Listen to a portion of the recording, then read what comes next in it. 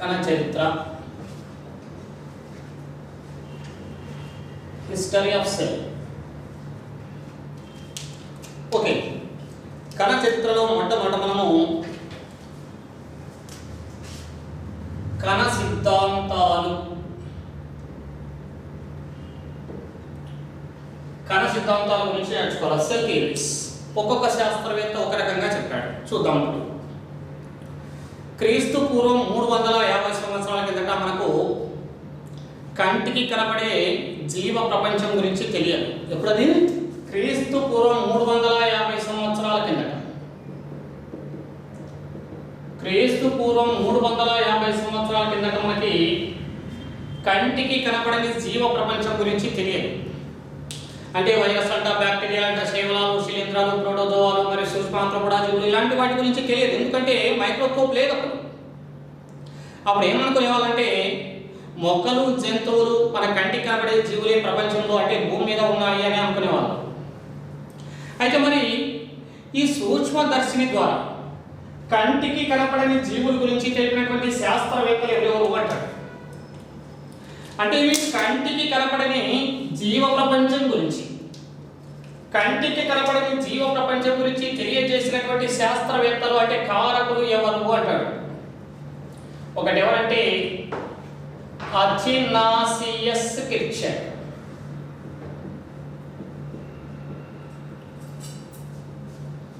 రెండవది John స్వామర్డామ్,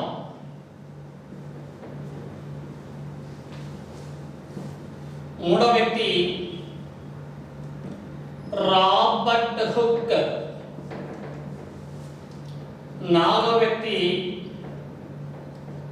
Anthony van లూవెన్హాక్.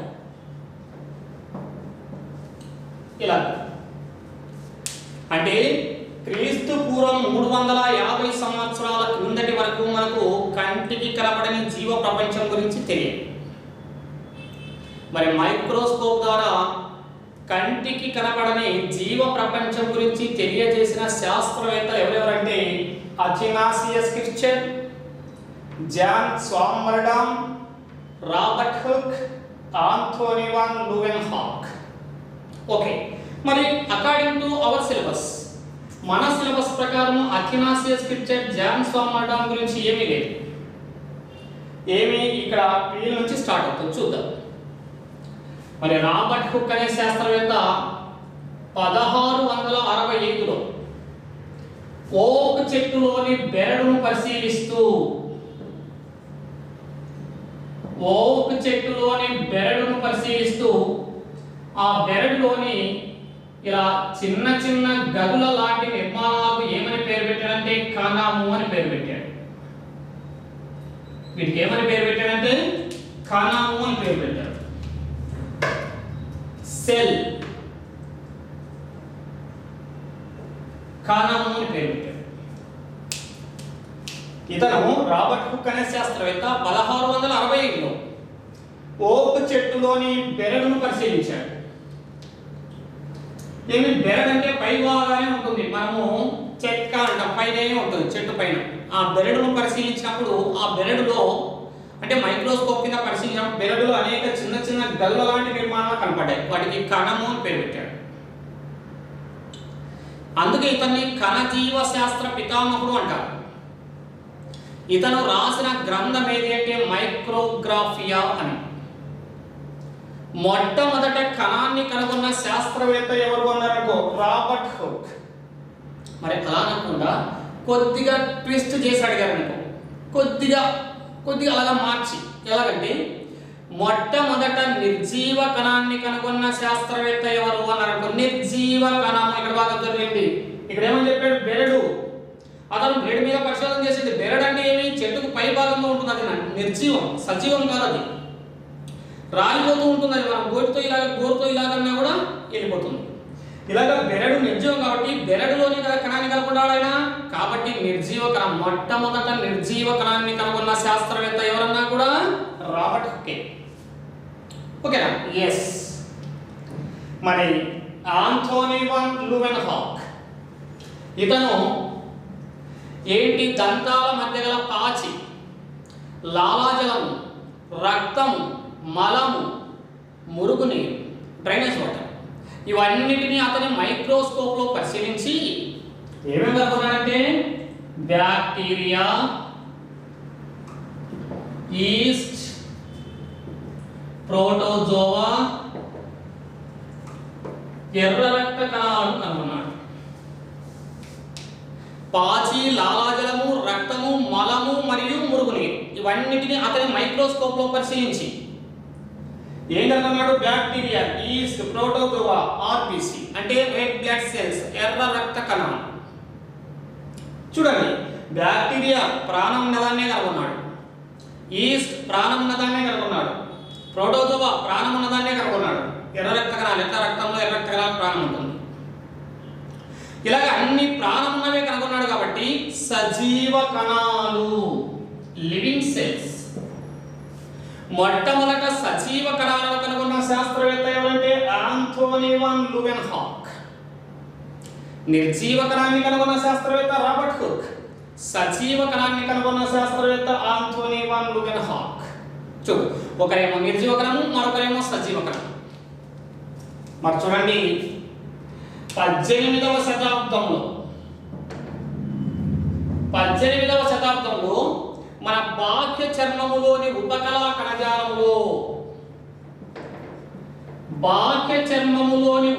కణజాలములో కేంద్రకము లాంటి నిర్మాణాన్ని గుర్తించిన ఎవరు అంటాడు? కేంద్రకము లాంటి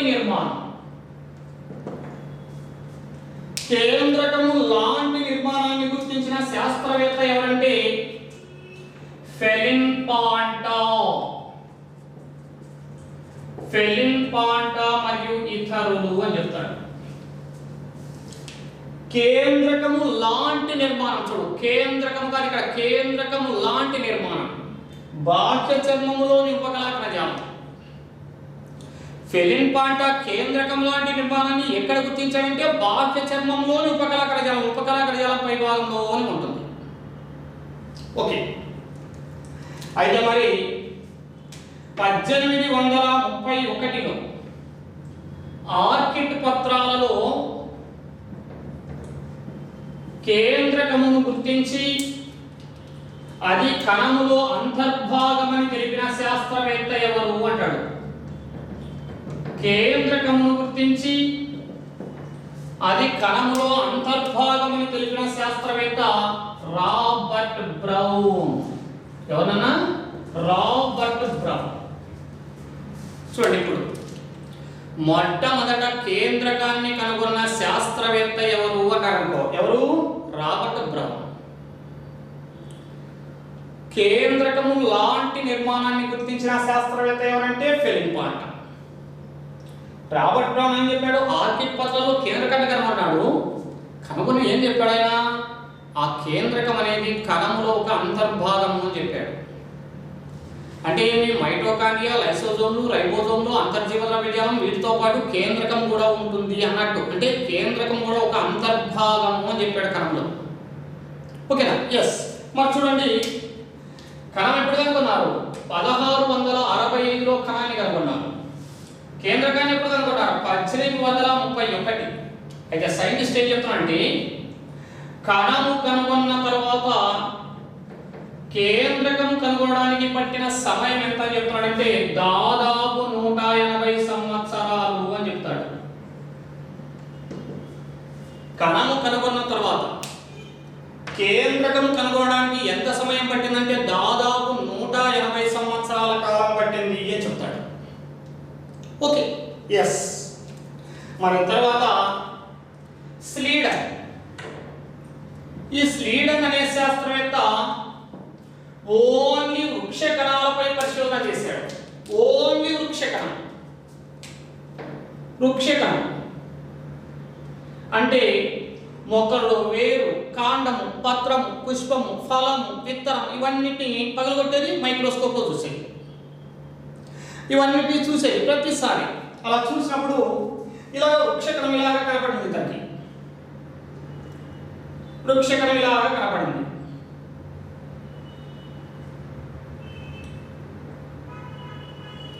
ఇలాగా.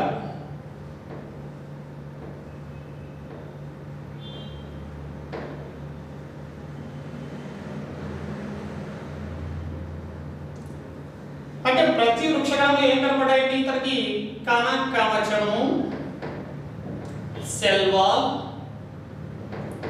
కణత్వచము, సెల్ మెంబ్రేన్, ప్లాస్మా మెంబ్రేన్.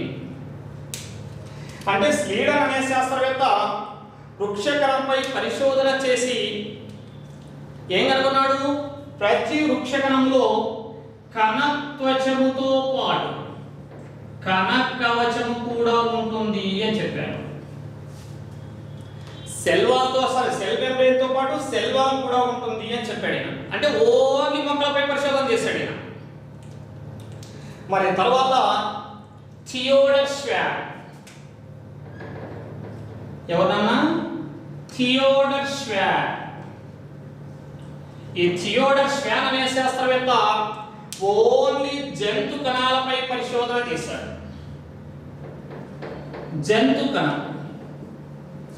జంతు కణంపై పరిశోధన చేసేలాగా, ఇలాగ జంతు కణంపై పరిశోధన చేసేలాగా ఉంటుంది జంతు కణంలో ఓన్లీ కణత్వచము మాత్రమే ఉంటుంది అని చెప్పాడు. కణత్వచం ప్లాస్మా మెంబ్రేన్. ఇతను జంతు కణంపై మాత్రమే పరిశోధన చేసింది. ఏమని చెప్పాడు? కణత్వచము మాత్రమే కలిగి ఉంటుంది అని చెప్పాడు. అన్ని జంతు కణాలు, మాంసపు కణాలు అన్ని తీసుకొని అబ్జర్వ్ చేస్తే అక్కడ ఇట్లా కణ కవచం లేదు కానీ కణత్వచము మాత్రమే ఉంది అని చెప్పాడు థియోడర్ ష్వాన్. స్లీడన్ ఏమో వృక్ష కణాలపై పరిశోధన చేసి ఇందులో కణత్వచంతో పాటు కణకవచం ఉందని చెప్పాడు. థియోడర్ ష్వాన్ ఏమో జంతు కణంపై పరిశోధన చేసి ఇందులో కణత్వచం మాత్రమే ఉంటుంది అని చెప్పాడు కదా. మరి ఒకతనేమో వృక్షకణంపై అంటే వృక్షాలపై, మరొకతనేమో జంతు కణంపై పరిశోధన చేశారు. వీళ్ళిద్దరు అనుకున్నారు ప్రకృతిలో ఉండేవి మొక్కలు జంతువులే కదా ఎక్కువగా అని చెప్పేసి మరి ఇద్దరు కలిసి 1838లో వీళ్ళిద్దరూ కలిసి ఏం చేశారు? 1838లో కణ సిద్ధాంతాన్ని ప్రతిపాదించారు. Cell theory. కణ సిద్ధాంతాన్ని ప్రతిపాదించిన శాస్త్రవేత్తలు ఎవరు అనుకున్నారనుకో? స్లీడన్ మరియు ష్వాన్. కణ సిద్ధాంతాన్ని ప్రతిపాదించిన శాస్త్రవేత్తలు ఎవరు? స్లీడన్ మరియు ష్వాన్, థియోడర్ ష్వాన్. మరి కణ సిద్ధాంతం ప్రతిపాదించిన తర్వాత వీరు ఆ కణ సిద్ధాంతం గురించి కొన్ని వాక్యాలు చెప్పారు. ఏమని చెప్పారంటే, ప్రతి జీవి అనేక కణాల నిర్మితము, ప్రతి కణము ఒకే విధమైన రసాయనాలచే నిర్మితమై ఒకే పనిని నిర్వర్తిస్తుంది అని చెప్పారు. ఓకే కదా, బాగా ఏంటి అంటే ఏమి? ప్రతి జీవి అనేక కణాల నిర్మితము, ప్రతి కణము ఒకే విధమైన రసాయనాలచే నిర్మితమై ఒకే పనిని నిర్వర్తిస్తుంది అని చెప్పారు.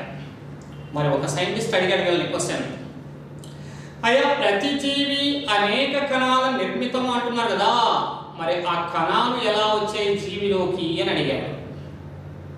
ఆ కణాలు ఎలా వచ్చాయి అని అడిగారు. Then they didn't answer. వాళ్ళు ఆన్సర్ చెప్పలేదు. అప్పుడు 1858లో ఏమి రుడాల్ఫ్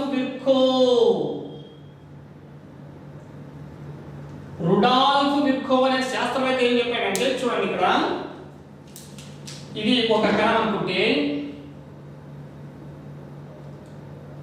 ఈ కణం విభజన చెందింది అని ఎన్ని కణాలు అవుతాయి? రెండు కణాలు విభజన చెందితే 4 కణాలు విభజన చెందితే 8. ఇప్పుడు అబ్జర్వ్ చేయండి.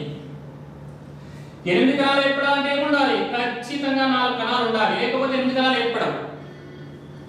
4 కణాలు ఏర్పడాలంటే ఖచ్చితంగా 2 ఉండాలి, 2 ఉండాలంటే ఖచ్చితంగా 1 ఉండాలి. అంటే ఇప్పుడు చూద్దాం చూడండి. ప్రతి కణము దాని ముందున్న కణం నుండి ఏర్పడుతుంది అని కణ విభజన గురించి తెలిపి ఆధునిక కణ సిద్ధాంతాన్ని ప్రతిపాదించిన శాస్త్రవేత్త ఎవరు అంటే రుడాల్ఫ్ విర్కో. ప్రతి కణము దాని ముందున్న కణం నుండి ఏర్పడుతుందని కణ విభజన గురించి తెలిపి ఆధునిక కణ సిద్ధాంతం గురించి తెలిపిన శాస్త్రవేత్త ఎవరంటే రుడాల్ఫ్ విర్చోవ్. మరి ఇప్పుడు చూద్దాం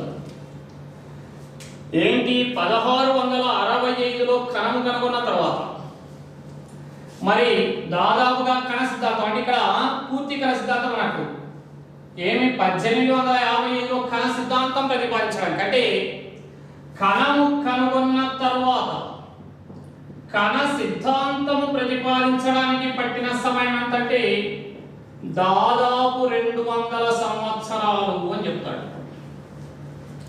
దాదాపు 200 సంవత్సరాలు. ఓకే, ఇదంతా కూడా ఏంటి కణ సిద్ధాంతాలు. రాబర్ట్ హుక్ ఏమో నిర్జీవ కణాన్ని కనుగొంటే ఆంథోనీ వాన్ లూయెన్హాఫ్ ఏమి సజీవ కణాలను కనుగొన్నారు. ఇతను తన జీవితంలో ఒకే కటకం కలిగినటువంటి 300 మైక్రోస్కోప్లు తయారు చేశాడు. అంటే డిఫరెంట్ మ్యాగ్నిఫికేషన్, ఒకే కటకమే ఉంటుంది కానీ మ్యాగ్నిఫికేషన్ వేరువేరుగా ఉంటుంది. అలాంటి 300 మైక్రోస్కోప్ తయారు చేశాడు ఆంథోనీ వాన్ లూయెన్హాఫ్. ఇతను ఒక వర్తక వ్యాపారి, నూలు వర్తకం అంటే గుడ్డలు అమ్మేవాడు. అలాంటిది ఈ స్టేజ్కి వచ్చాడు. మరి కేంద్రకం లాంటి నిర్మాణాన్ని గుర్తించిందేమో ఫిల్మ్ పంట. అయితే కేంద్రకాన్ని గుర్తించినది ఎవరంటే రాబర్ట్ బ్రౌన్. వృక్ష కణాలపై పరిశోధన చేసిందేమో స్వీడన్. జంతు కణాలపై పరిశోధన చేసింది థియోడర్ ష్వాబ్. మరి కణ సిద్ధాంతాన్ని మొదట కణ సిద్ధాంతాన్ని ప్రతిపాదించినది స్వీడన్ మరియు థియోడర్ ష్వాబ్. కణ విభజన గురించి ఆధునిక కణ సిద్ధాంతాన్ని తెలిపింది ఎవరంటే రుడాల్ఫ్ విర్చోవ్. ఇతను సెల్యులార్ ఈ డే సెల్యుడే అనేటువంటి సిద్ధాంతాన్ని ప్రతిపాదించాడు రుడాల్ఫ్ విర్చోవ్. అదే ప్రతి కణము దాని ముందున్న కణం నుండి ఏర్పడుతుంది అనేటువంటి సిద్ధాంతం అది. ఇవి కణ సిద్ధాంతాలు అన్నమాట. అయితే మరి ఏమి యొక్క నెక్స్ట్ వైవిధ్యం, కణాలలో వైవిధ్యము, డైవర్సిటీ ఇన్ సెల్స్. మరి ఇంతకుముందు శాస్త్రవేత్తలు ఒక్కొక్క శాస్త్రవేత్త ఒక్కొక్క రకంగా చెప్పాడు కదా. మరి ప్రకృతిలో రకరకాల జీవులు ఉన్నాయి కదా. మరి అన్ని జీవులలో కణాలు ఒకే పరిమాణంలో ఉంటాయంటే కాదు. చూడండి, మరి ఏకకణ జీవులైన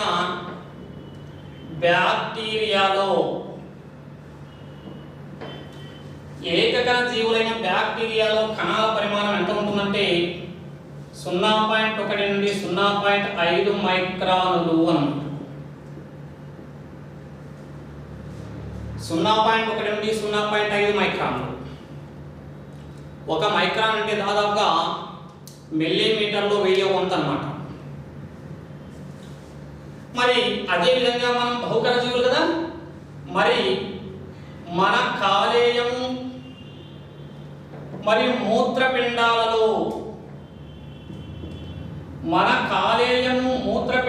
కణాల పరిమాణం ఎంత ఉంటుందంటే 20 నుండి 30 మైక్రాన్ల పరిమాణం ఉంటుంది. మ్యూ అనే అక్షరంతో చూపిస్తారు మైక్రాన్ అనే దాన్ని.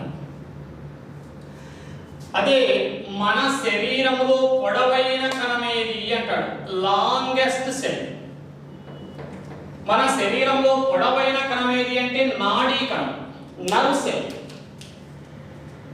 నాడీ కణం. మరి నాడీ కణం పొడవు ఎంత ఉంటుందంటే 90 నుండి 100 సెంటీమీటర్లు. చూడు, సెంటీమీటర్లు దాదాపుగా 1 మీటర్. ఇక మెదడు నుండి బయలుదేరి కణజ భాగం నుంచి ఇలాగా కాలి కొన వేలి వరకు వెళ్తుంది. ఇలాగా 90 నుండి 100 సెంటీమీటర్లు అంటాడు. అయితే ప్రకృతిలో అతి పెద్ద కణము, largest cell in the universe. అలాగా ప్రకృతిలో అతి పెద్ద కణం ఏది అంటే ఆస్ట్రిచ్ అండము. ఆస్ట్రిచ్ కోడిగుడ్డు, ఆస్ట్రిచ్ అండం. ఇది పరిమాణం ఎంత అంటే 17 × 18 సెంటీమీటర్లు అని చెప్తాడు. ఇలాగా కణాల్లో వైవిధ్యం మనకి ఎలా ఇస్తాడు, బ్యాక్టీరియా, కాలేయము లేదా మూత్రపిండము మరియు నాడీకణం ఆస్ట్రిచ్ అండం ఇచ్చి వీటి పరిమాణాన్ని ఆ పక్క ఇచ్చి మ్యాచింగ్ చేయమంటాడు. ఇది కణాలలో వైవిధ్యం. మరి ఇప్పుడు ఏంటంటే కణాంగాల గురించి నేర్చుకోవాలి. ఆర్గనెల్స్ కణాంగాలు. మరి కణాంగాలు నేర్చుకునేటప్పుడు ఒక 3 డయాగ్రామ్స్ వేస్తాం. మనం ఆ 3 డయాగ్రామ్స్ ఆధారంగానే మనం కణాంగాలు నేర్చుకుందాం. చూడండి,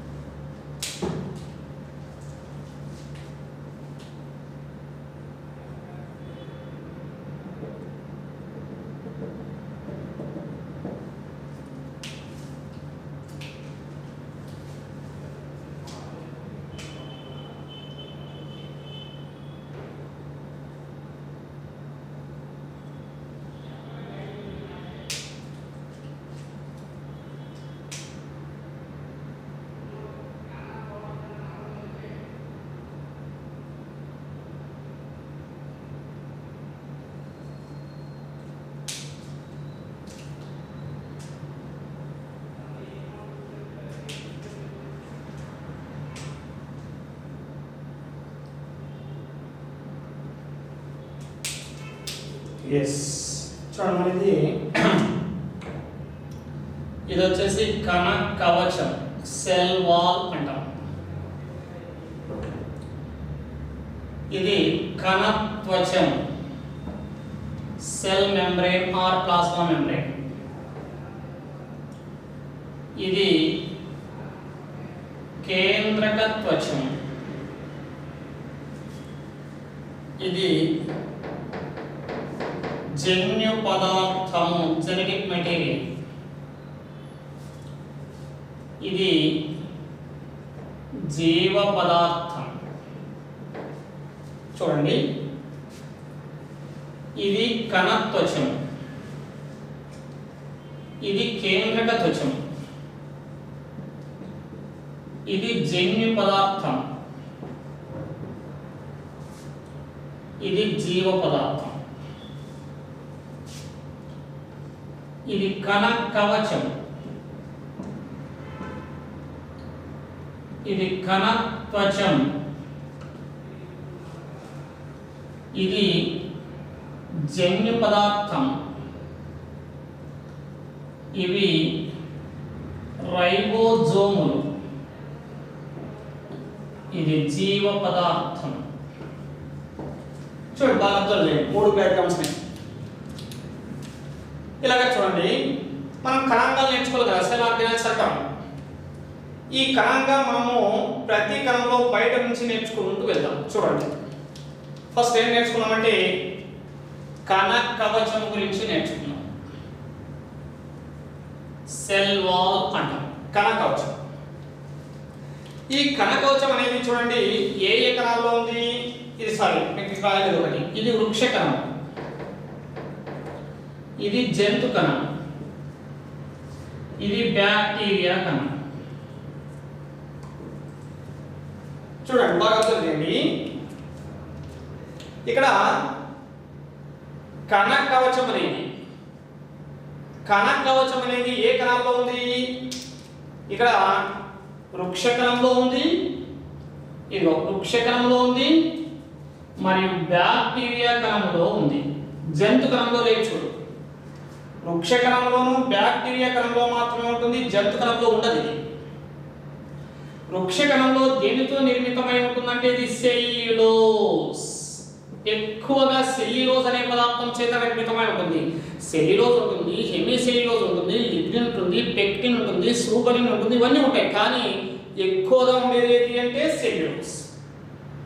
వృక్షకణంలో కణకవచం సెల్యులోజ్ అనే పదార్థం చేత నిర్మితమై ఉంటే, మరి బ్యాక్టీరియా కణంలో దేనితో నిర్మితమై ఉంటుంది అంటే పెప్టిడోగ్లైకాన్. పెప్టిడోగ్లైకాన్ అనే పదార్థం చేత నిర్మితమై ఉంటుంది. మరి కణకవచం అనేది ఎందుకు ఉపయోగపడుతుందంటే కణానికి యాంత్రిక బలాన్ని ఇస్తుంది. It gives mechanical support. కణానికి యాంత్రిక బలాన్ని ఇస్తుంది అన్నమాట. ఏంటి కణకవచం? Mechanical support. అంటే కణము ఉబ్బకుండా స్ఫీత స్థితి చెందకుండా, అంటే ముడత పడకుండా. ఫర్ ఎగ్జాంపుల్, అంటే ఎగ్జాంపుల్ చెప్తున్నా చూడు. ఇప్పుడు వర్షాకాలం, మంచిగా వర్షాలు పడుతున్నాయి. వర్షాలు పడ్డాయి కదా అని చెప్పేసి మొక్క ఎక్కువ నీటిని పీల్చుకునేలాగా ఉబ్బుతుందా? నథింగ్. మరి వేసవికాలంలో నీళ్ళు అసలు నీళ్ళ శాతం తగ్గుతుంది కదా, నీటి శాతం తగ్గిపోయింది కదా, కణం ఏమన్నా ముడతలు పడుతుందా? నథింగ్. అలాగా అంటే ఏమి కణం ఉబ్బడం కానీ స్ఫీత స్థితి ముడతలు పడడం కానీ ఇలాంటివి జరగవు. అలాగా కణానికి యాంత్రిక బలాన్ని ఇచ్చేది అంటే కణకవచం. ఓకేనా? ఎస్. మరి తర్వాత నెక్స్ట్ వన్ ఏంటి? కణత్వచము, ప్లాస్మా మెంబ్రేన్. కణత్వచం చూడండి. కణత్వచం అనేది ఎక్కడ ఉంది? వృక్ష కణంలో ఉంది, జంతు కణంలో ఉంది, బ్యాక్టీరియా కణంలో కూడా ఉంది. అంటే దీన్ని బట్టి ఏంటి? కణత్వచం అనేది అన్ని కణాలలో ఉంటుంది. It present in all cells. కణత్వచం అనేది అన్ని కణాలలో ఉంటుంది. ఈ కణత్వచం దేనిచే నిర్మితమై ఉంటుందంటే ప్రోటీనులు మరియు లిపిడ్ల చేత నిర్మితమై ఉంటుంది. It is made up of proteins and lipids. కణత్వచం అనేది ప్రోటీన్లు మరియు లిపిడ్ల చేత నిర్మితమై ఉంటుంది. ఈ కణత్వచం అనేది ఎందుకు ఉపయోగపడుతుందంటే చూడండి, ఈ కణత్వచం అనేది కణానికి ఆకారాన్ని ఇవ్వడంలో ఉపయోగపడుతుంది. బాగా అర్థం ఇక్కడ చూడు. వృక్ష కణమేమో షడ్భుజాకారంలో ఉంది, జంతు కణమేమో స్తూపాకారంగా ఉంది, బ్యాక్టీరియా కణమేమో దీర్ఘ చతురస్రాకారంలో ఉంది. కణానికి ఆకారాన్ని ఇవ్వడంలో ఉపయోగపడుతుంది. ఓకేనా? మరి లోపలి భాగాలను రక్షించడంలో కూడా ఉపయోగపడుతుంది. కణము లోపలి భాగాలు కేంద్రకం ఉంటుంది, మైటోకాండ్రియా ఉంటుంది, లైసోజోమ్ ఉంటాయి, రైబోజోమ్లు, అంతర్జీవ ద్రవ్యజాలం ఇలాంటి వాటి కణాంగాలు ఉంటాయి. లోపలి భాగాలను, కణం యొక్క లోపలి భాగాలను రక్షించడంలో కూడా ఉపయోగపడుతుంది. అంటే రక్షణలో కూడా ఉపయోగపడుతుంది. మరి ఇది పారగమ్యతా త్వచం వలె పనిచేస్తుంది, అపారగమ్యతా త్వచం వలె పనిచేస్తుంది, పాక్షిక పారగమ్యతా త్వచం వలె కూడా పనిచేస్తుంది. పాక్షిక పారగమ్యతా త్వచం వలె కూడా పనిచేస్తుంది. చూడు, పారగమ్యతా త్వచం ద్రావణము, ద్రావణి రెండింటిని అలౌ చేస్తాం ఒక్కొక్కసారి. ఇక్కడ చూడు, ద్రావణి, ద్రావితం, ఇవి రెండు కలిసి ఏర్పడేది ద్రావణం. ఇక్కడ చక్కెర లేదా ఉప్పు, సరే ఇక్కడ నీరు, ద్రావణి. ద్రావితం వచ్చేసి చక్కెర లేదా ఉప్పు, రెండు కలిసి ఏమైతుంది? చక్కెర నీళ్ళు, అంటే పంచదార నీళ్ళు లేదా ఉప్పు నీళ్ళు. ఇవి రెండు గురించి నేర్చుకున్నాం. చూడు, రాయలసీమ ఏరియాలో ఇది ఎక్కువగా చేస్తారు. చూడు, నీరు, చక్కెర. ఫస్ట్ ఏమన్నాడు? పారగమ్యతా త్వచం వలె పనిచేస్తుంది అన్నారు. ఏమి? ఫస్ట్ ఒక గ్లాస్లో పంచదార నీళ్లు ఇచ్చారనుకో, పంచదార నీళ్లు మనం తాగినప్పుడు మన నోటిని కప్పి ఉన్నటువంటి ప్లాస్మా పొర, కణత్వచం ఏం చేస్తుంది? చక్కెర నీళ్ళు ఏం చేస్తుంది? అలౌ చేస్తుంది లోపలికి. అంటే అది కణంలో పోయేటట్టు చేస్తుంది. చక్కెర నీళ్ళు తాగే సమయంలో మనకు, అంటే మన ఫ్రెండ్స్ కావచ్చు లేదా మన మావయ్య గారి పిల్లలు కావచ్చు ఎవరైనా కావచ్చు హేళన చేయాలని మనల్ని కొద్దిగా తమాషా చేయాలని చెప్పేసి హేళన చేయాలని ఫస్ట్ ఒక గ్లాస్ చక్కెర నీళ్ళు ఇచ్చిన తర్వాత దాన్ని తాగుతాం. మావయ్య ఇంకా దాహం వేస్తుందని చెప్తే అవురమ్మా అన్నప్పుడు మరి ఇంకేం చేస్తారు, నెక్స్ట్ గ్లాస్లో ఉప్పు నీళ్ళు ఇచ్చారనుకో, ఉప్పు నీళ్ళు నోట్లో పోసుకుంటే ఏమవుతుంది, అలవ్ చేస్తుంది అది నత్తి వెంటనే ఉమ్మేస్తాం. అంటే చూడు అపారగమ్యతతో చమ్మలే పనిచేస్తుంది. Permeable membrane, non permeable membrane. చక్కెర ద్రావణాన్ని పంచదార నీటిని అయితే అలౌ చేస్తుంది, పంచదార నీరు కానీ ఉప్పు నీటిని అయితే అలౌ చేయట్లేదు. మరి పాక్షిక పారగమ్యత అంటారు. పాక్షిక పారగమ్యత ఇక్కడ ద్రావణి నీటిని అలౌ చేస్తుంది కానీ ద్రావితాన్ని అలౌ చేయదు. అంటే చక్కెర కానీ ఉప్పు నీటిని కానీ అలౌ చేయదు. అలాగా పాక్షిక పారగమ్యత త్వచమలే సెమీ పర్మియబుల్ మెంబ్రేన్ అంటారు. ఆ సెమీ పర్మియబుల్ మెంబ్రేన్ గా యూజ్ చేసేవి ఏంటంటే ఏమి యొక్క కోడిగుడ్డు పొర, ఉల్లిగడ్డ పొర ఇలాంటివి యూజ్ చేస్తారు.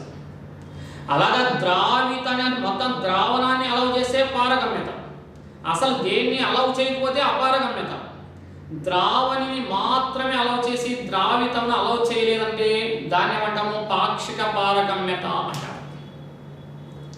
ఈ పాక్షిక పారగమ్యత అనే లక్షణాన్ని ఆధారంగా చేసుకుని సముద్ర నీటిని ప్లాస్మా పొర ద్వారా పంపి ఆ సముద్ర నీటిలో ఉన్న లవణాలను వడగట్టి మంచి నీటిని పొందే ప్రక్రియను ఏమంటున్నారంటే డీసాలినేషన్ అంటారు. డీసాలినేషన్. సముద్ర నీటిని ప్లాస్మా పొర ద్వారా పంపి పీడనాన్ని కలిగించి ఆ నీటిలో ఉన్న లవణాలను వేరు చేసి మంచి నీటిని పొందే ప్రక్రియను ఏమంటారంటే డీసాలినేషన్. ఈ డీసాలినేషన్ గురించి తెలిపిన శాస్త్రవేత్తలు ఎవరంటే ఫ్రెడ్లీ మెర్క్యూరీ, మరి డేవిడ్ బోరీ. ఫ్రెడ్లీ మెర్క్యూరీ, డేవిడ్ బోరీ అనే ఇద్దరు శాస్త్రవేత్తలు డీసాలినేషన్ అనే ప్రక్రియ గురించి తెలిపారు.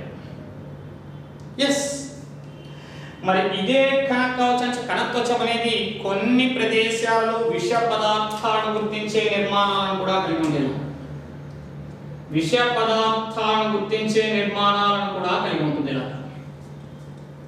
ఇలా కణత్వచం అనేది అన్ని కణాలలో ఉంటుంది. ప్రోటీన్లు లిపిడ్ల చేత నిర్మితమై ఉంటుంది. కణానికి ఆకారాన్ని ఇస్తుంది.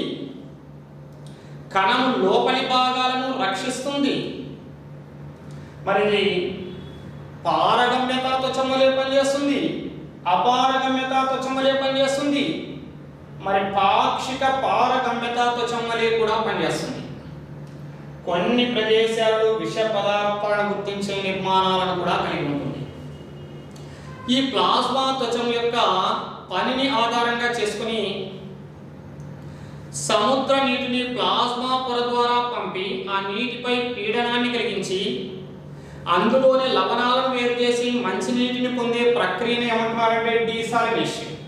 ఈ డీసాలినేషన్ గురించి మొట్టమొదట తెలిపిన శాస్త్రవేత్తలు ఎవరంటే ఫ్రెడ్లీ మెర్క్యూరీ మరియు డేవిడ్ బోరీ.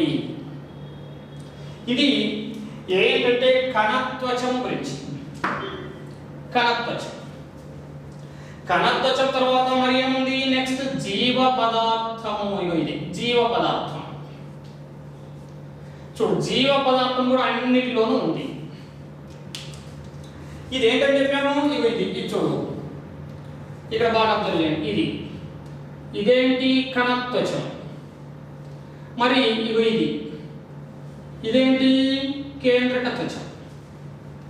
చూడు, కణత్వచమునకు కేంద్రక త్వచమునకు మధ్య గల ఈ ద్రవ పదార్థాన్ని ఏమంటున్నామంటే జీవ పదార్థము అని పిలుస్తున్నాం కదా. కణత్వచమునకు కేంద్రక త్వచమునకు మధ్య గల ద్రవ పదార్థాన్ని ఏమంటున్నామంటే జీవ పదార్థము అని పిలుస్తున్నాం. అయితే ఇక్కడ ఏంటి అబ్జర్వ్ చేయండి, ఇక్కడ ఒకటి అబ్జర్వ్ చేయండి, ఇదంతా జీవ పదార్థం కదా. మరి ఇక్కడ ఒక మాట, మరి ఇక్కడ చూడండి కేంద్రకం ఉంది, అక్కలు లేదు కదా. ఇక్కడ కేంద్రకం ఉంది, అక్కలు లేదు. అంటే ఏంటి కేంద్రకం అంటే చూడండి, జన్యు పదార్థాన్ని కప్పి కేంద్రక త్వచము ఉండే కణాలు నిజ కేంద్రక కణాలు. ఇవి రెండు. జన్యు పదార్థాన్ని కప్పి కేంద్రక త్వచము లేని కణాలు కేంద్రక పూర్వ కణాలు కదా. ఇది గురించి మళ్ళీ చెప్తారు, ఒక్కసారి చూడండి. ఇక్కడ నేను ఏం చెప్తున్నా అంటే కేంద్రక త్వచము అనేది రాశాను, ఇవి రెండిట్లో రాశాను, మరి దీంట్లో రాశానా లేదు. జన్యు పదార్థాన్ని కప్పి కేంద్రక త్వచము ఉండే కణాలు ఏవి అంటే నిజ కేంద్రక కణాలు. ఇప్పుడు జస్ట్ మళ్ళీ నిజ కేంద్రక కణాల గురించి మనం నేర్చుకుందాం. మరి ఇక్కడ ఏం చెప్తున్నాము, జీవ పదార్థం అంటే కణత్వచమునకు కేంద్రక త్వచమునకు మధ్య గల ఈ ద్రవ పదార్థాన్ని ఏమంటున్నామంటే జీవ పదార్థం అంటున్నాం. నిజ కేంద్రక కణాల జీవ పదార్థములో ఇక్కడ చూడండి, నిజ కేంద్రక కణాలు కేంద్రకాన్ని కలిగి ఉండే కణాలు నిజ కేంద్రక కణాలు, యూకారియోట్స్ అంటారు. నిజ కేంద్రక కణాల జీవ పదార్థములో ఏముంటాయి? నిజ కేంద్రక కణాల జీవ పదార్థంలో 80 నుండి 90% నీటితో పాటు అనేక కణాంగాలు ఉంటాయి. 80 నుండి 90% నీటితో పాటు అనేక కణాంగాలు ఉంటాయి. అంటే ఏంటి? మైటోకాండ్రియా, గాజీ సంక్లిష్టము, అంతర్జీవ ద్రవ్యజాలము, రైబోజోములు, లైసోజోములు ఇవన్నీ ఉంటాయి. కానీ ఇక్కడ బాగా చూడండి, మరి ఇప్పుడు ఏమి జన్యు పదార్థానికి కప్పి కేంద్రక త్వచం లేదు కదా. ఇక్కడ జన్యు పదార్థానికి కప్పి కేంద్రక త్వచం లేని కణాలు ఏమో చెప్పాము, కేంద్రక పూర్వ కణాలు. ఎస్, ఇప్పుడు కేంద్రక పూర్వ కణాల జీవ పదార్థములో కేంద్రక పూర్వ కణాల జీవ పదార్థంలో 80 నుండి 90% నీటితో పాటు ఇచ్చుడి జన్యు పదార్థము మరియు రైబోజోములు ఉంటాయి.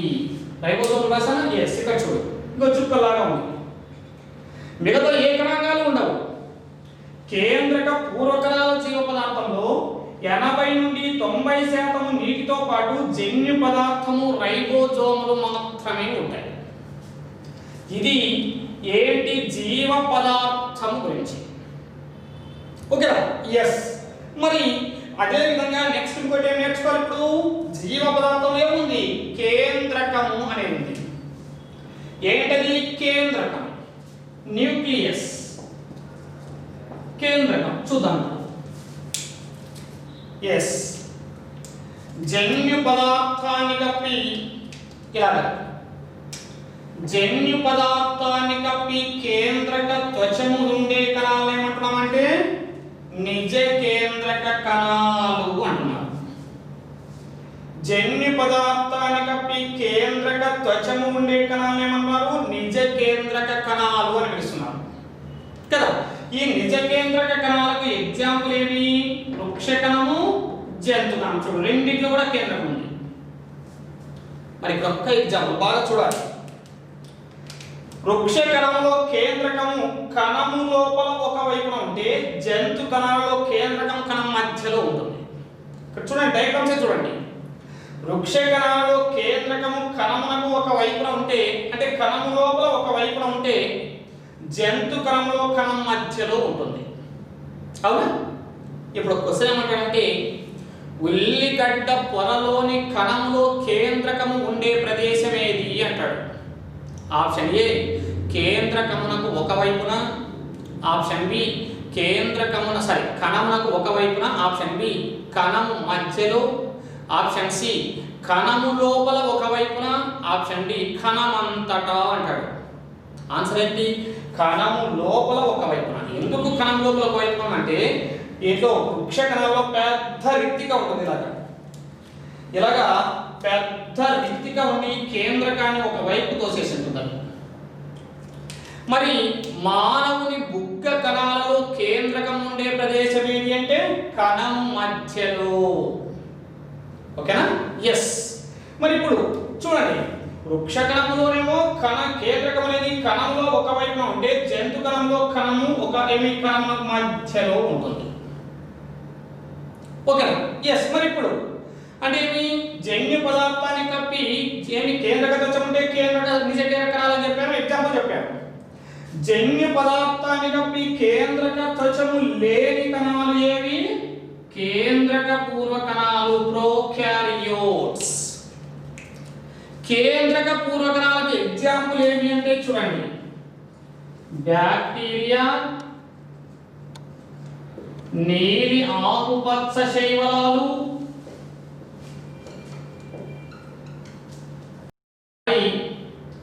ప్రౌఢ ఎర్ర రక్త కణాలు, చాలని నాళాలు. ఇవి పోషక కణజాలం అనే లెసన్లో వస్తాయన్న మనకి. చూడు, బ్యాక్టీరియాలో కేంద్రక త్వచం లేదు, నీలి ఆకు శైవలాల్లో కేంద్రక త్వచం ఉండదు, ప్రౌఢ ఎర్ర రక్త కణాలు, పిండ ఎర్ర రక్త కణాలు ఉంటాయి, ప్రౌఢ ఎర్ర రక్త కణాల్లో కేంద్రకం ఉండదు, చాలని నాళాలు కూడా కేంద్రకం అనేది ఉండదు. ఎస్, మరి వెరీ వెరీ ఇంపార్టెంట్ ఏంటంటే కొత్త కణాలు ఏర్పడడంలో కేంద్రకము పాత్ర వహిస్తుంది. అందుకే కేంద్రకాన్ని సైటోప్లాస్ట్, కేంద్రకాన్ని సైటోప్లాస్ట్ అంటారని తెలిపిన శాస్త్రవేత్త ఎవరంటే స్లీడర్. కొత్త కణాలు ఏర్పడంలో కేంద్రకము పాత్ర వహిస్తుంది, అందుకే దాన్ని సైటోప్లాస్ట్ అంటారని తెలిపిన శాస్త్రవేత్త ఎవరు? స్లీడర్. చూడండి, ఇప్పుడు ఒక చిన్న ఎగ్జాంపుల్ చూడండి. ఇప్పుడు ఇది ఒక కణం, అంతర్దశలో ఉంది కణం, దీంట్లో క్రోమోజోమ్ ఈ విధంగా ఉన్నాయి, ఇది అంతర్దశ. మరి ప్రథమ దశకు వచ్చేటప్పుడు ఏమైపోతుందంటే ఈ కేంద్రక త్వచం అదృశ్యం అవుతుంది, క్రోమోజోమ్లు స్పష్టంగా కనపడతాయి. దీని గురించి మనకి ఇప్పుడు వస్తున్న నఖర విభజన అనే టాపిక్లో ఎదురెదురు ధ్రువాల నుండి కానీ తంతులు ఏర్పడతాయి. ఇది ప్రథమ దశ. మధ్యస్థ దశకు వచ్చేటప్పటికి క్రోమోజోమ్లు కణం మధ్యలో ఇలాగా చేరుతాయి, ఎదురెదురు ధ్రువాల వద్ద గల కండె తంతులు ఈ విధంగా క్రోమోజోమ్ యొక్క సెంట్రోమియర్ వద్ద వచ్చుకుంటాయి. ఇది మధ్యస్థ దశ. మరి చలన దశకు వచ్చేటప్పటికి కండె తంతులు ఆ పక్క నుండి ఆ పక్క, ఈ పక్క నుండి ఈ పక్క సంకోచం చెందుతాయి. అప్పుడు క్రోమోజోమ్లు ఇలాగా రెండు సజాతి క్రోమాటిడ్లుగా విడిపోతాయి, ఇలాగా ఎదురెదురు ధ్రువాల వైపు చేస్తాయి. మరి అంతిమ దశకు వచ్చేటప్పటికి కండె తంతులు అదృశ్యమవుతాయి, ఆ పక్క ఉండే క్రోమాటిడ్లు క్రోమోజోమ్లుగా మార్పు చెందుతాయి, దాని చుట్టూ ఒక కేంద్రక త్వచము ఇలాగా. అంటే చూడు, మొదట కేంద్రకం విభజన చెందిందా, కణం విభజన చెందిందా? కేంద్రకం విభజన చెందింది. కేంద్రకం విభజన చెందిన తర్వాతే కణము రెండుగా విభజన చెందుతుంది. ఇలాగా కణము రెండుగా విభజన చెందుతుంది. కేంద్రకం విభజన చెందలేదనుకో కణము ఎన్ని రోజులైనా సరే అలానే ఉండిపోతుంది. కాబట్టి కొత్త కణాలు ఏర్పడాలంటే కేంద్రకమే మొదట విభజన చెందాలి, కాబట్టి కేంద్రకమే పాత్ర వహించాలి. కాబట్టి కొత్త కణాలు ఏర్పడంలో కేంద్రకము పాత్ర వహిస్తుంది, అందుకే దాన్ని సైటోప్లాస్ట్ అంటారని తెలిపిన శాస్త్రవేత్త స్లీడర్. ఓకేనా? ఎస్.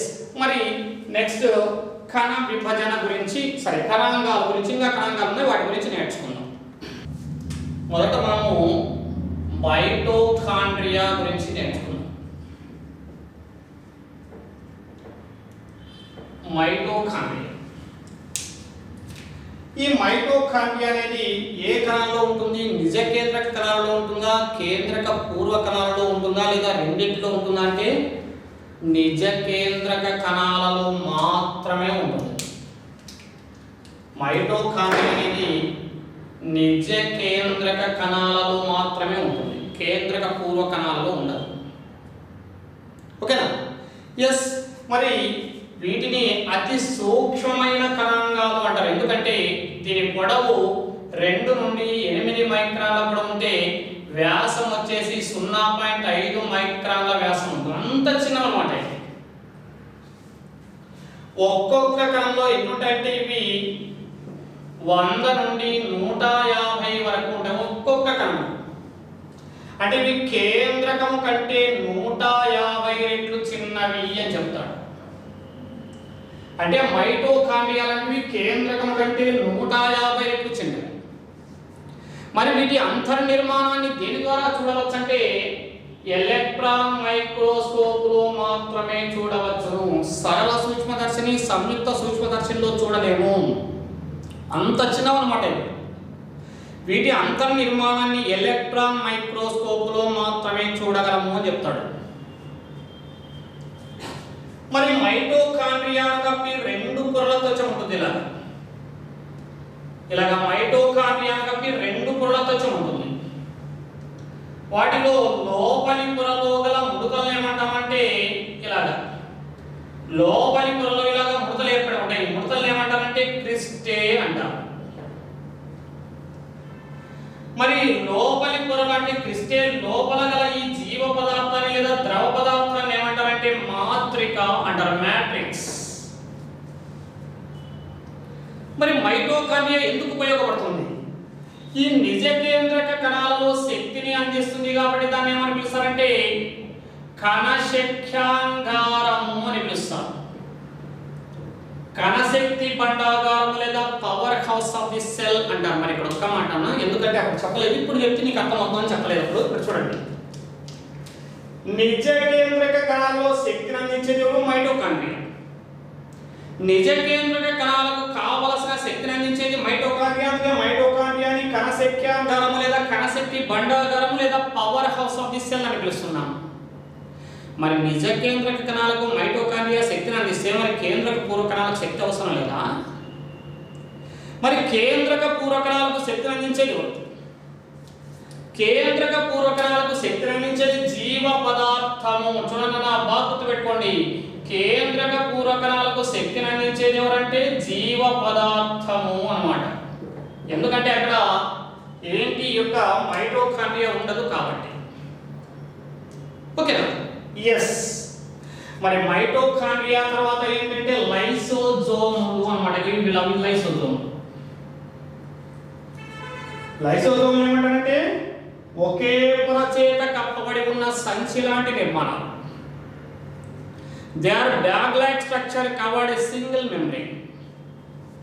ఒకే పొర చేత కప్పబడి ఉన్న సంచి లాంటి నిర్మాణాలు. వీటి లోపలి వైపున ఏముంటుందంటే జీర్ణక్రియా ఎంజైములు ఉంటాయి.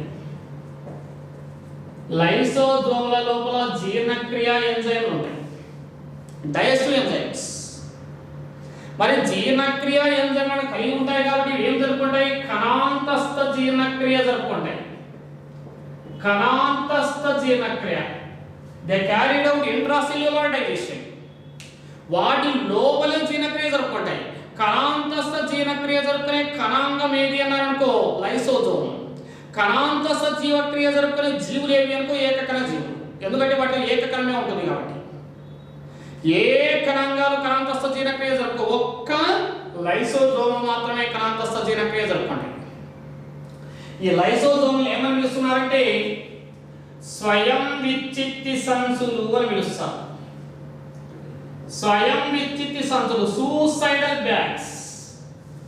ఎందుకు అలాగా పిలుస్తారంటే కణములో ప్రవేశించిన విష పదార్థాలను తుల్యం చేయడానికి తమంతట తామే చనిపోతాయి.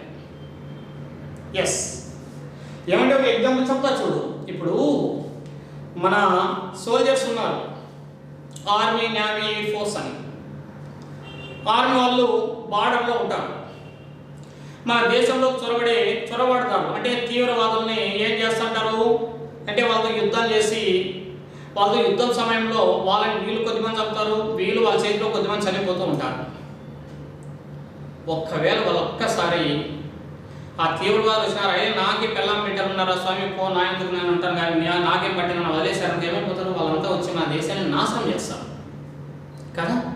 మరి మన దేశాన్ని కాపాడడం కొరకు వాళ్ళు ఏం చేస్తున్నారు? మన సోల్జర్స్ మన దేశం కొరకు, మన కొరకు తమ ప్రాణాలను అడ్డుపెట్టి వాళ్ళతో పోరాటం చేస్తున్నారు. అలాగా ఫర్ ఎగ్జాంపుల్ ఇప్పుడు ఏదైనా విష పదార్థము ఈ మైటోకాండ్రియా దగ్గరికి వచ్చిందనుకో, ఇలాగా మైటోకాండ్రియా ఏం చేస్తుంది? విష పదార్థాన్ని లైసోజోమ్ దగ్గరికి పంపుతుంది. లేదు విష పదార్థం కేంద్రకం దగ్గరికి వచ్చిందనుకో, కేంద్రకం కూడా ఎక్కడికి పంపుతుంది? లైసోజోమ్ దగ్గరికి పంపుతుంది. లైసోజోమ్ నాకేం లేని చెప్పేసి వదిలేసాయనుకో ఏమైపోతుంది? కణం మొత్తం అంతా చనిపోతుంది అన్నమాట విష పదార్థం నుంచి. కాబట్టి లైసోజోమ్లు ఏం చేస్తాయి? ఇలాగ పగిలిపోతాయి. పగిలిపోయినప్పుడు వాటి లోపల ఉండే ఎంజైమ్ ఏం చేస్తాయి? విష పదార్థం మీద చేరి విష పదార్థాన్ని తుల్యం చేస్తాయి, న్యూట్రలైజ్ చేస్తాయి. అలాగా కణములో ప్రవేశించిన విష పదార్థాలను తుల్యం చేయడం కొరకు తమంతట తామే చనిపోతారు. అందుకే వాటి ఏమంటున్నారు? స్వయం విచ్చిత్తి సంచులు అంటున్నారు, సూసైడల్ బ్యాగ్స్. ఓకేనా? ఎస్. మరి లైసోజోమ్ల తర్వాత చూడండి ఏంటి రైబోజోములు. ఇవి రైబోజోములు. ఈ చుక్క మాదిరి ఉన్నాయి చూడండి, ఇవి రైబోజోమ్. ఎస్, మరి రైబోజోములు అనేవి త్వచ రహిత కణాంగాలు అంటాడు. వీటి కప్పి ఏ కూడా ఉండదు, ఒకే హార్ట్ షేప్ లో ఉంటాయి, హృదయం షేప్. త్వచ రహిత కణాంగాలు అన్నమాట ఇవి. ఏంటి రైబోజోములు. ఈ రైబోజోమ్ అనేది ఇక్కడ గుంపులు గుంపులుగా ఉన్నాయి. ఇట్లా ఈ గుంపులుగా ఉండే రైబోజోమ్లు ఏంటంటే పాలిజోమ్స్ అంటారు. గుంపులుగా ఉండే రైబోజోమ్లు ఏమని పిలుస్తారు? పాలిజోమ్స్ కదా. మరి రైబోజోమ్ దేనిచే నిర్మితమై ఉంటాయంటే ఆర్ఎన్ఏ ప్రోటీన్ల చేత నిర్మితమై ఉంటాయి. ఆర్ఎన్ఏ ప్రోటీన్ మరి ఎందుకు ఉపయోగపడతాయంటే ప్రోటీన్ల సంశ్లేషణలో ఉపయోగపడతాయి. Synthesis of proteins, synthesis of proteins, ప్రోటీన్ల సంశ్లేషణలో ఉపయోగపడతాయి.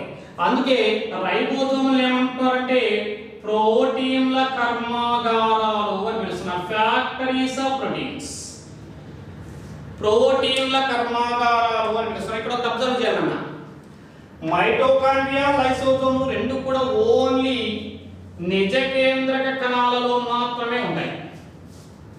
కానీ రైబోజోమ్ అనేవి నిజ కేంద్రక కణాలలోను మరియు కేంద్రక పూర్వ కణాలు రెండింటిలోనూ ఉంటాయి.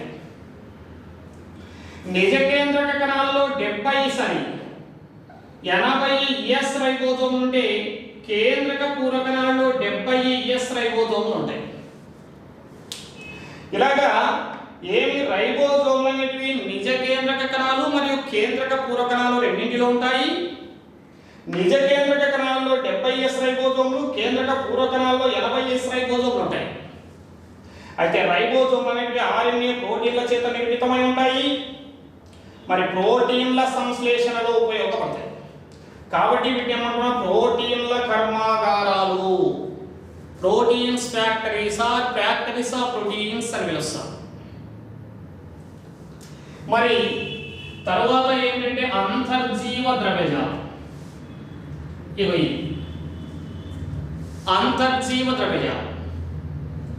అంతర్జీవ ద్రవ్యజాలం అంటే చూడండి ఇలాగా, దీన్ని ఏమని చెప్పాము మనము? కణత్వచము అని చెప్పాము. దీనిని ఏమని చెప్పాము? కేంద్రక త్వచము అని చెప్పాము. చూడు, కణత్వచమునకు కేంద్రక త్వచమునకు మధ్య గల ఈ వల లాంటి నిర్మాణం ఏది అంటే అంతర్జీవ ద్రవ్యజాలం. కణత్వచమునకు కేంద్రక త్వచమునకు మధ్య గల ఈ వల లాంటి నిర్మాణాన్ని ఏమంటున్నాము? అంతర్జీవ ద్రవ్యజాలము అంటున్నాము.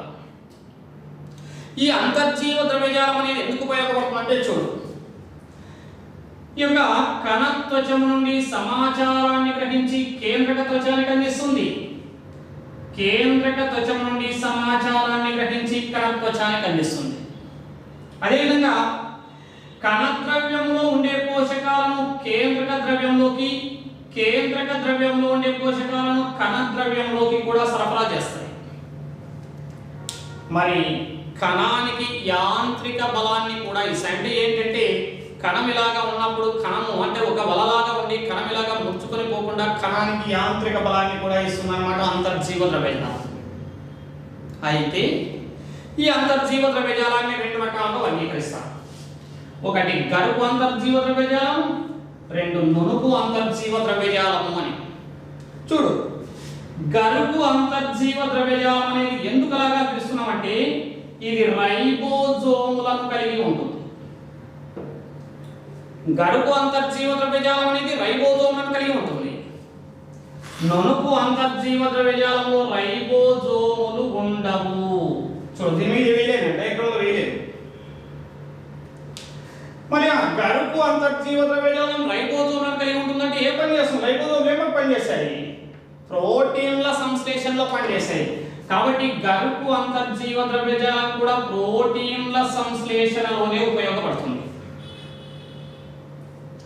మరి నునుపు అంతర్జీవ ద్రవ్యజాలం ఎందుకు ఉపయోగపడుతుందంటే లిపిడ్ల సంశ్లేషణలో ఉపయోగపడుతుంది.